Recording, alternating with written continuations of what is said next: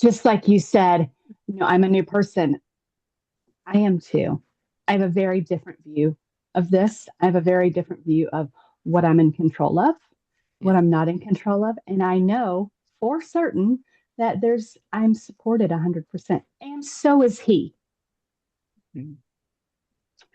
So as we go through this, he's just really having a hard time when he can. I mean, he's gotten to the point now where he can't hardly talk or anything. So I am, asking for my guides to hit his guides up and, you know, Yeah. um, but I know it's going to come when it comes. I know his soul came when it chose to came, and I know it's going to leave when it chooses to leave.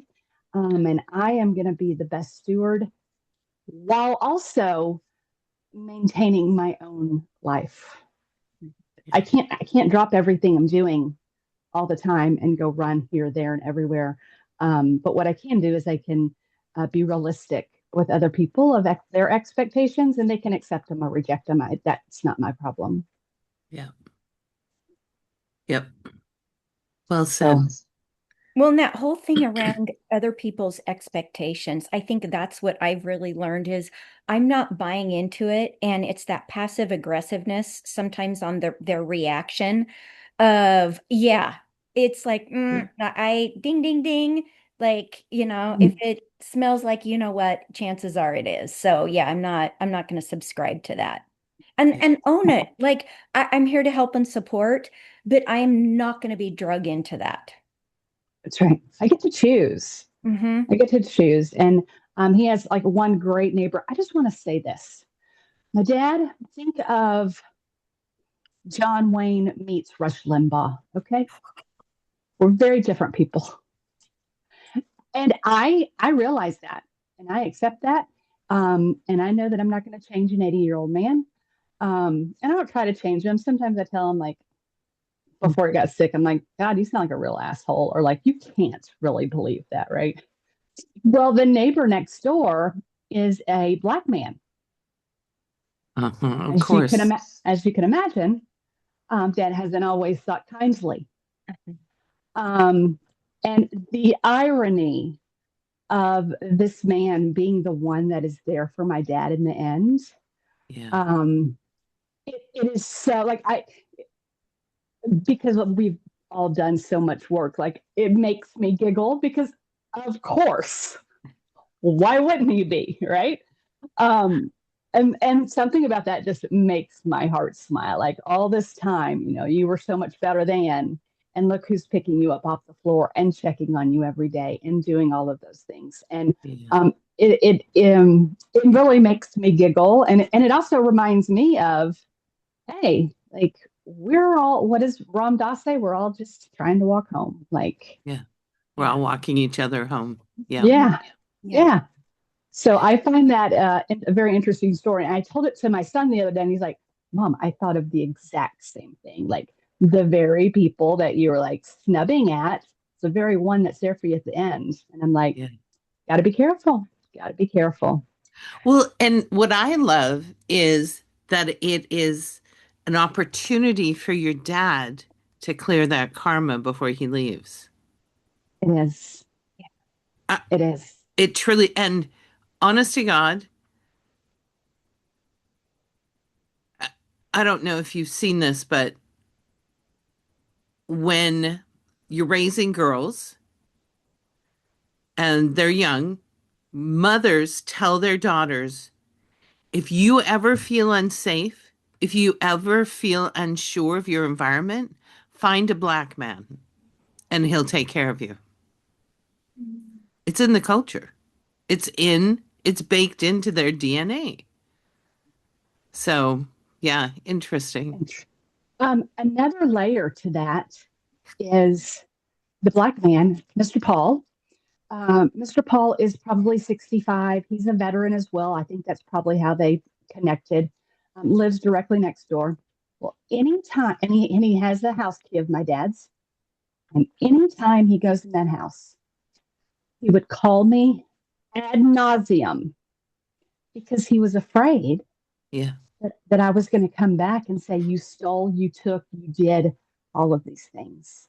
Yep. no matter how many times I said, Paul, we're good.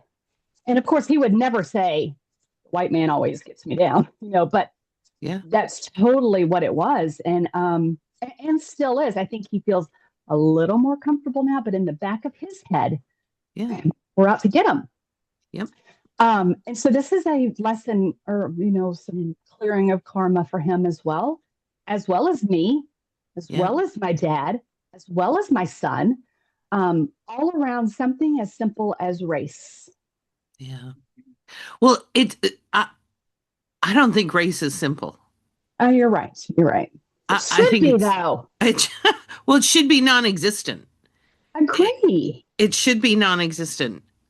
And yet we're so trained to look at the punitive side of relationships. This came in yesterday.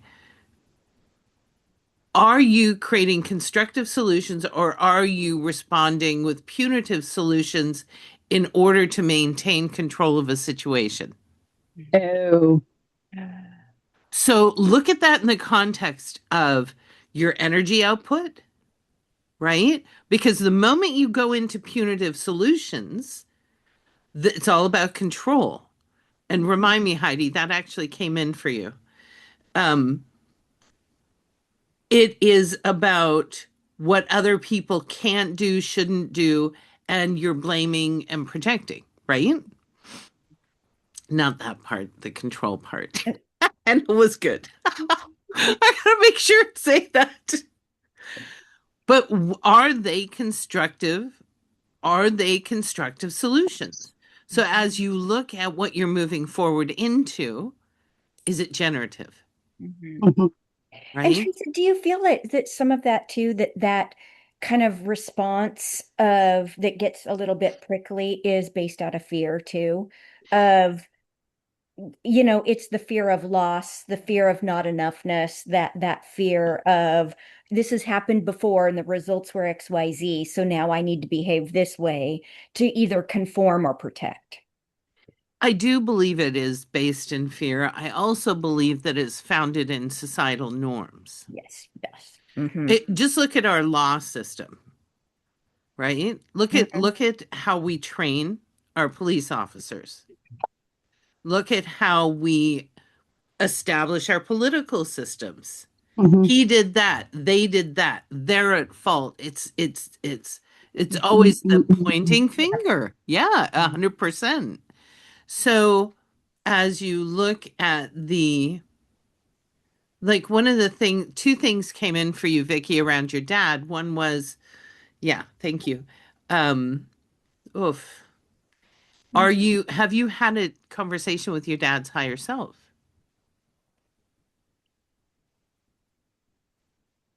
No, Yeah.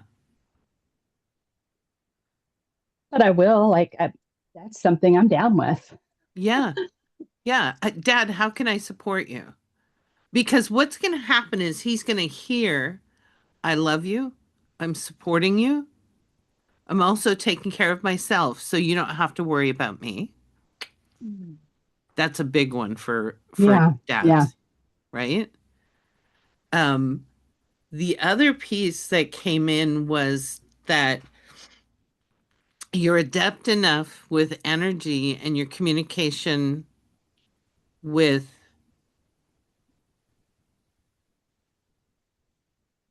the stratas of the universe, is what I'm hearing, that when he passes, Mhm. you can ask him, can I watch your life review? Or can I be aware of your life review? Teresa, I didn't know you could do that. I Me did that with neither. my dad. Yeah. It is a wow. And so, do you want me to share my perspective or would you like to just build your Okay. No, for sure. And I want to just ask a question before you share. Is this something I need to ask his permission for? No, because you're already connected. Okay. So having oh, you mean the life review? Yeah, do I? Because I'm very sensitive to Yeah. going into people's without their permission. When you have a conversation with his higher self, say, I'd like to be part of your life review. Is that okay? I get a yes, but I think it's okay to ask. Um, my experience with the life review is profound, and it begins with where the age they die. Oh. So you literally go from 80s all the way down. And it can go over several weeks. And for me, I would literally be in meditation or often working at my desk, and all of a sudden I'm looking at this age. Here I am. It would just wash across my awareness. So I'd stop and tune in. What I found fascinating was what I learned about his formative years. Hmm. You I know, believe that. yeah, from like 18 down. Um, Hmm. and when, yes, thank you. When you're doing that, remember that they're healing anything they didn't heal in the moment. So this is a bubble moment where you're observing and learning, not participating and not receiving or being part of the emotional connection. Make sense? Well, I think I've already seen part of his life review. I maybe that's why he came in, but yeah, I wouldn't doubt it. Mhm. Vicky, how do you feel about that? Um, I welcome it. I think it would be intriguing. I do feel like I have had glimpses of his life review already. And in those glimpses, it was his what he perceived as regrets. Hmm. Yep. But they were fleeting memories. They were not mine. They Yep. weren't my memories. Yep. Um, yeah, I I would be down with that. I think it's healing for everybody. I think it's Yeah. healing for everybody, and I I really do think I've already started receiving some of those. Yeah. Sounds like it. That's awesome. Mhm. And I don't know if it's I've been receiving some of those so that um, okay, so I feel like I'm receiving some of those now so that I can understand his perception and how I need to interact with him because of those experiences. Yeah. And I'm certain of that now that I say it out loud. Yep. I agree. 100%. I Mhm. think that several things are going to occur. One, it's going to allow you to clear up some ancestral challenges, heal those four lineages, and I would set the intention to go back and forth because time is cyclical and blah blah blah. It's also allowing you to have a deeper understanding of who your dad is and how he got to be who he is today, and understand the uncertainties that he had in his perception of what he was taught. In the later years, his societal conditioning became a shield as opposed to a way of living. And it didn't always settle well with him, but he did not know how to change it, and therefore it became slightly weaponized. Does that make sense? Absolutely. Absolutely. Yeah. Came from a Sicilian mother who their sons were the cat's meow, right? Yeah. Who got killed in a car wreck. She got killed in a car wreck when he was like 25, right before I was born. Um, Never, I don't think he ever got over it. But my mom was never good enough for his mom. Like there are so many dynamics that have like come to me. Um, I'm just receiving them. Sometimes I giggle, like makes total sense. But I Yeah. really understand a, a larger, more holistic view of all of this. I'm handling this. I'm in a very different spot than when my mom died in 2018. A Yeah. very different. Yeah. I remember when we first met, you were still healing from that. Absolutely. Yeah. But now I like talk to her all the time. Yeah. Amazing, isn't it? I Yeah. mean, she drops dimes and lets me know when I'm doing a good job. Like, I think my understanding, I was getting into spiritual work at that time and I thought I knew it all. Of course I did. I thought I was just fine until are in the fetal position in the corner. And I expect to be in the fetal position in the corner again, but I can get up, Yeah. right? It's just the temporary. I just need to feel this feel, release it, and then we're going to carry on. Yeah. So I hate to say out loud, but I'm okay with how this is coming along. Of Yeah. course, I want my dad here till I'm 196, right? But realistically, it's time for his energy to change. Yeah. Mm-hmm. It's interesting because towards the end for my dad, because he had dementia and his dissociation, he went downhill very rapidly. Yeah. I wanted him to leave because I knew he was, yeah, I knew he'd be I, happy. I could never say that to anybody, Yeah. but this is it's his oversoul is probably like, bruh, just go when you want to go. Like you don't want to live like this. Yeah. From such a strong man to someone that just can't even, hold his coffee. And just last funny story, and then I'm passing the torch. But I was there the other day, and he said, "I need a goddamn straw."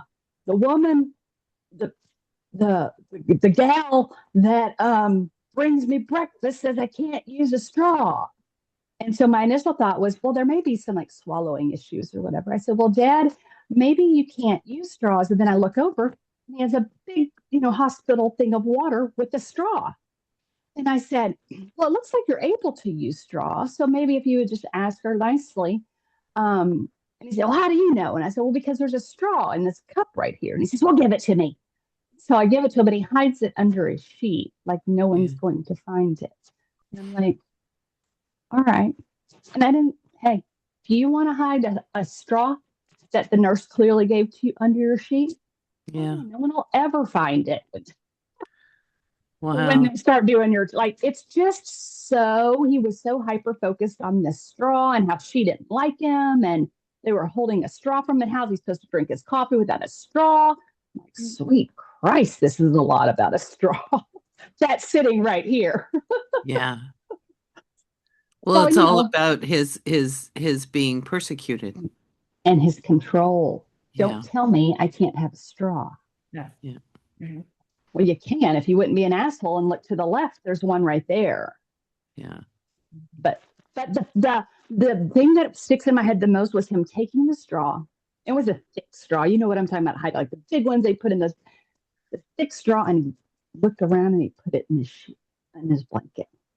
Like I'll show them. Like, okay, bro. Wow. It's those things that I would probably have been like, okay, come on, Dad, this is ridiculous. We'll get you another straw. But hey, I just let him hide his straw. Yeah. It doesn't, it's not hurting anybody. No. Whatever. It's just going to be weird when you have 37 straws hid when your nurse comes to change your drawers. Well, and it represents so much more than just the straw, too, It right? does. Yeah. The Mm-hmm. power, it's the hoarding of, Yeah. because I similar to money. I can't be without this. Yeah. It's very interesting. But this is all very interesting. Wow. Wow. Well, make sure and keep us updated on I will. how things are going. Yeah, Vicky, and any support that we can give you, please just let us know because I'm seriously just like wrapping you in love. And I'm really proud of you for not going down that rabbit hole of trying to own all of it and, make his last moments on this planet, like you assuming that responsibility for what he wants and needs when it's his responsibility. And just so proud of you how many times I heard you use the word of I'm observing. And you can observe and participate that way versus having to glove up and, do all the heavy lifting.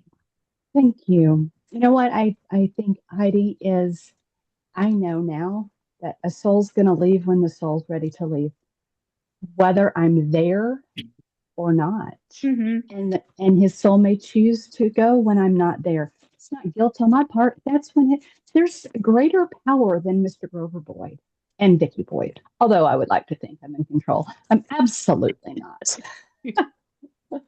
So I'm going to do the best I can with what I've got. And no, I'm not happy about the situation. It's a Yeah. terrible situation. It's a life-changing situation. But I know that I have the tools to get through it, and I will reach out to y'all when I need some support. Just like my meltdown last time, which I'm not even sorry for it. It's how I felt.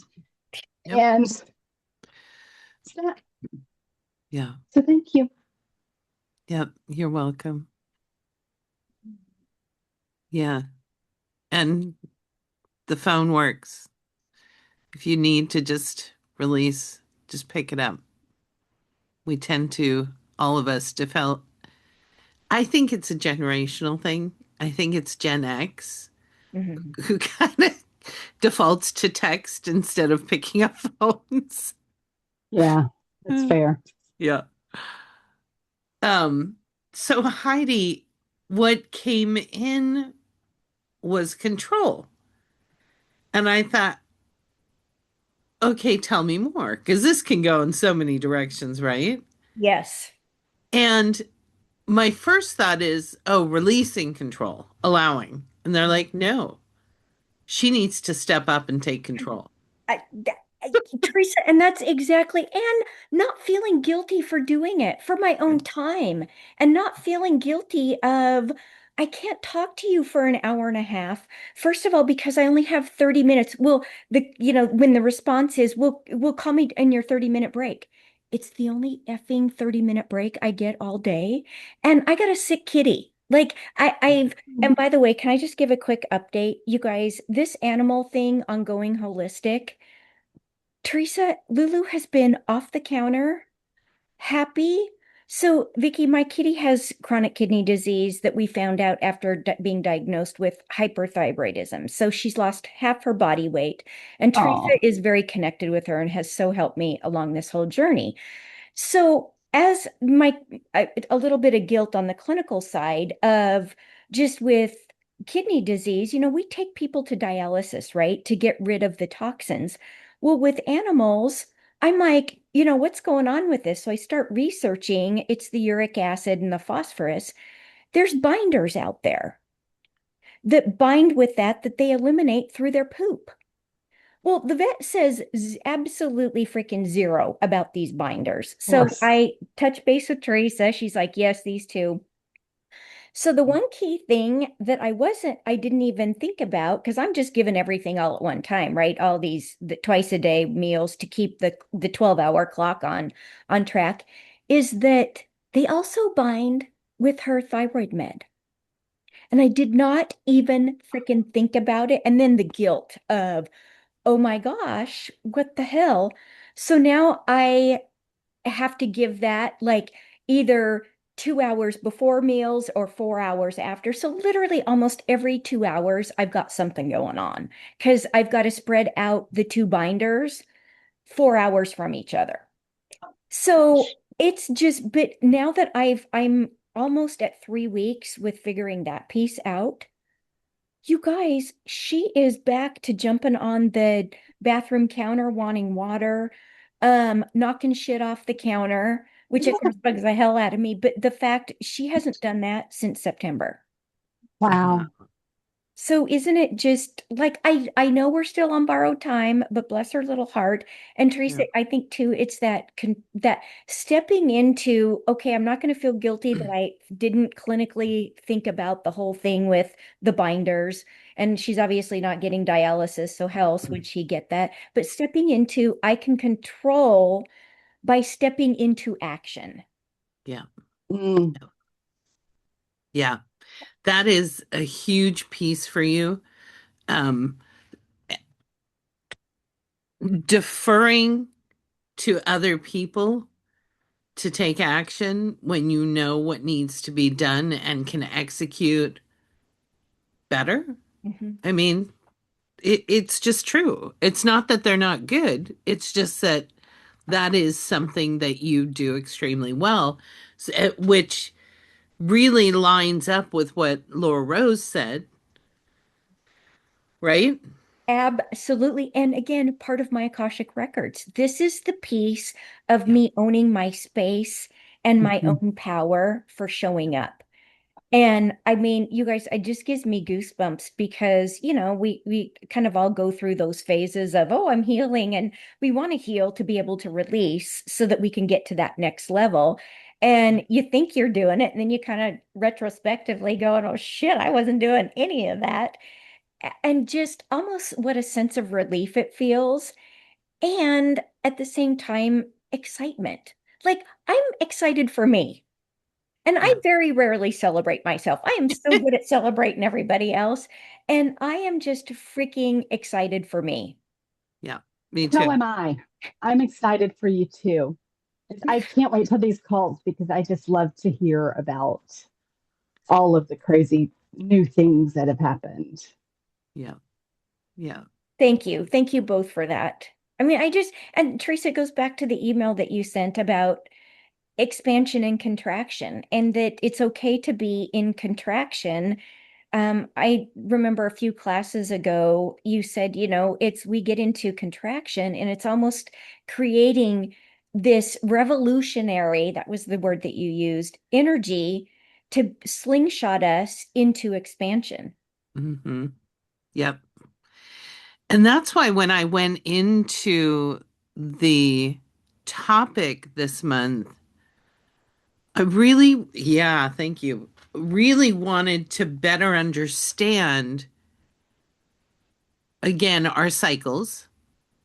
The, what did I say? Hang on, let me pull this up. The micro, the daily, the conversations, the creative flow, the emotional responses, the meso, those seasonal. Mhm. When are you, like for me, when are you most active? For whatever reason, fall is a huge push for me. Mhm. I get very, very busy in fall. What are your macro cycles? And this goes to what you're looking at, Heidi. You're completing and starting a new macro cycle, right? It's a Yes. 1 year for you. Yes. Hmm. So redefining your relationships, letting go of the relationships that no longer serves, Without right? guilt. Yep. Without guilt. Without it, even more than without guilt, knowing that you're doing yourself a favor, Hmm. that you're validating, no, I'm not giving you my 30 minutes today. I'm going to go have lunch and sit and have a cup of coffee. Yeah. Amen. Well, Yeah. and Teresa, you know what's so funny with this whole timeline for me, just on a, like, I call it the geographical calendar, is in sales historically, I am a late bloomer. I never have hit my numbers. They call me a sandbagger because I always, like, third, really, like in July, I'm Oh, a lot, like 25 to 30% always in my sales quotas until about July. And then I'm at like 140. And it's like I'm kind of slow out of the gate, but then when I get going, so I feel like because of the timing of this happening starting really in December, it's such a new experience for me because it doesn't align with all the history of, well, I'm a slow starter. My success really doesn't kick in until July, you know? So I love that, what you say, just about the micro and the macro and how it kind of all encompasses to the Yeah. experience. Yeah. Yeah. And recognizing where you are, Hmm. in which cycle, and honoring it. Hmm. And no is a complete sentence. You don't have to explain yourself, right? Oh, and that was the other it's funny that you say that because that was other another comment was Laura Rose said is, Heidi, you don't have to explain your schedule to anybody. Yeah. Stop doing that. Yeah. And it's this over, right? Because it's like, oh my gosh, well, if I explain it, they're going to cut me some slack and understand. I really don't care if they cut me slack now. Yeah. Like, I'm not going to invest the time in explaining. Again, does not mean I don't care about them. It's the value isn't placed there because of my explanation. And, Yeah. I can show up and throw up with the best of them, over explaining. Yep. I don't think I've ever heard that Oh, before. Me neither, and I love it. we say that a Show up and throw lot up. in pre-op because not in front of the patient, but patients show up and we're trying to get them admitted, and usually it's them or a family member. I mean, they are going to give us 50 years of medical history. And honey, we got 15 minutes. We Yeah. do not have time, and we got all that stuff already in your chart. They're going to show up and throw up all over us. So, yeah. Jesus. That's freaking brilliant. I love it. Oh. Okay. So one of the other things, Heidi, I wanted to ask you, and this is a Hmm. conversation you and I have had about expansion contraction before. You love expansion. Yeah. Hmm. That is your That's my jam. so how, and nothing wrong with that because right now that's right where you're at. Yeah. So what are you doing on the micro levels to ensure that you get the contraction? And I know I heard you say, I'm telling people no, I'm Yep. not putting myself out, making myself readily available for everyone.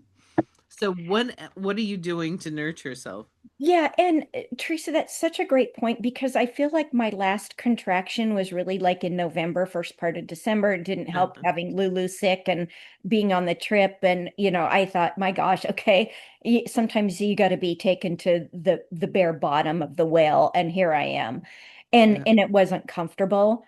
I Yep. think that happened ideally for me to be in Hawaii to have that contraction when usually it's such expansion when I'm there. So talk about a totally different experience of really being at peace with contraction. So now it's not that it was always scary. It's just like, oh God, I got to go through contraction so I can get back to this other, happy place. Is now I don't dread it. And in fact, I do create that space for self Okay. and for just realizing that I'm, not out of fear and not out of being punished for, well, my gosh, I'm being selfish, right? I'm not giving people my time, and I'd rather kind of sit sometimes and do nothing than have to be on and take on, just even the role of listening to somebody's bullshit. Yeah. Is to just really create that space for me. And even if it's 10 minutes. Yep. And the other thing is, I love the little short things, the little video clips of like Abraham Hicks, and whether Teresa, you know me. I don't know. Is it Facebook, TikTok, Instagram? It's like maybe a combination of all three platforms, but I love like the 3 to 7 minute videos. So sometimes even in my 10-minute breaks, I just listen to one of those and it just makes me happy because I'm Yeah. getting regrounded and to just remember to ground myself before I step into the next emotion. That's perfect because what I feel is essential is this um hopping from thing to thing, right? We Hmm. don't give ourselves integration time and we don't give ourselves intention time. Okay, so I'm switching from this meeting to this meeting. What is my intention in this meeting? And where am I staying curious, right? For the Yep. shit that shows up that you didn't think was going to show up. And how am I going to integrate what we've reviewed? And it could be 2 minutes, but there's this purposeful attention to that I think is really necessary.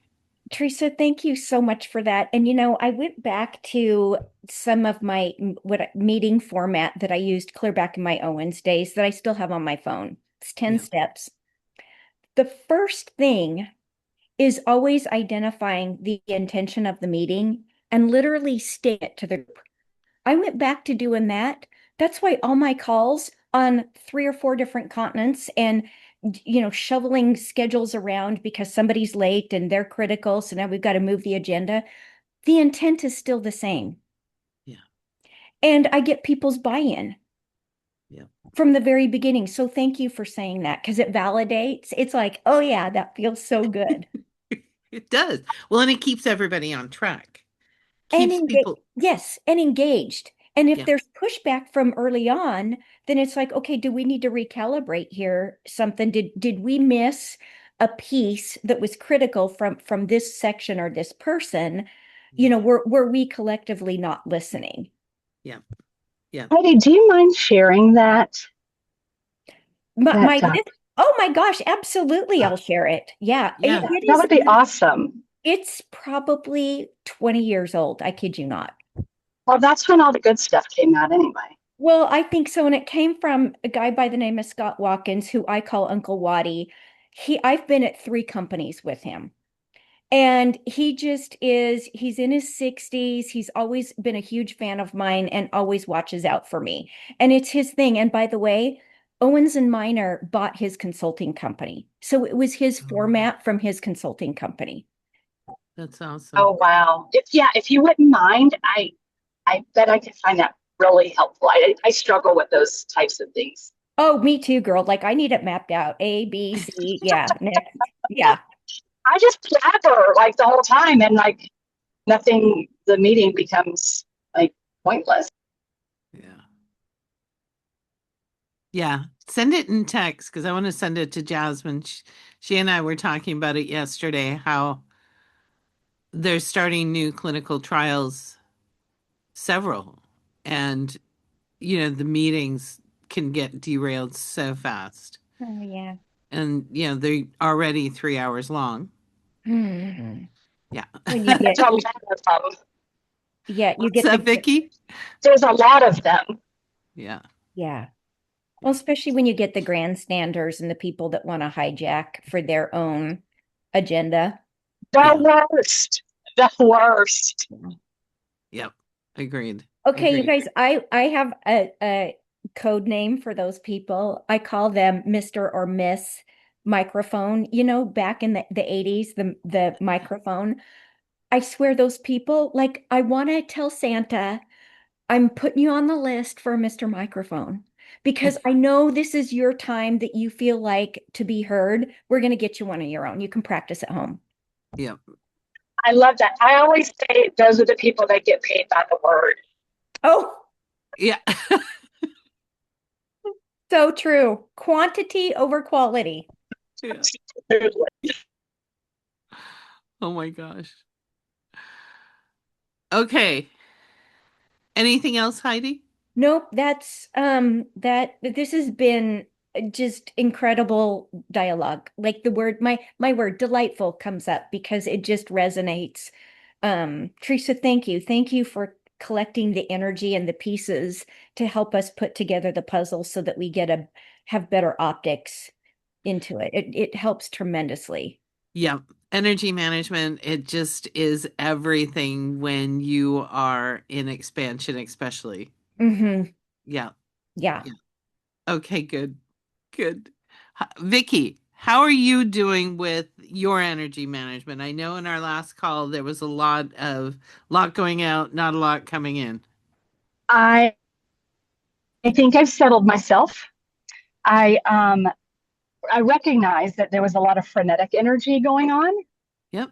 And so I just started my grounding exercises and paying attention to that. I feel self-resourced as best I can. Yep. Um, and the notes for this month, particularly like for my specific karmic path, I mean, nailed it, of course. Yeah. I, I also want to say I love this format so much because we can go deeper and I just love it. Yeah. Me too. Me too. And just so you guys know, as I'm looking at, March, there is, yeah, there's, I want to maintain this kind of feel. I think it's vital. It's important, Yes, especially when, please. yeah. All right. Vicky, I know you and I are meeting tomorrow. What do you need? Is it tomorrow or is it next week? I think it's next Tomorrow. week. No, Is I it think it's tomorrow? tomorrow. Yeah. Okay. Is there anything you need before then and now? No, there's not. I I have gone through the worksheet stuff, so there's some things that I just want your perspective on, but nothing that I need at all. Okay. Y'all give me everything I need every day. Oh, Even my people pictures, y'all appreciate them, and no one else does. we're so glad you share them. I love them. Yes, absolutely. Guys, I'm going to jump here so I can go pee before I have to log into this next meeting. But love you both very much. Thank you. Thank you. Okay. Bye, Bye. Heidi. And Teresa, I'm going to hop as well. I had to hop in the car and run to storage so I can let a shipment of new T-shirts be delivered for my Fun. business. Well, I can't Wonderful. wait to catch up. We'll talk about that tomorrow. Okie dokie. All right. Love you so much. Love you. Bye. Bye.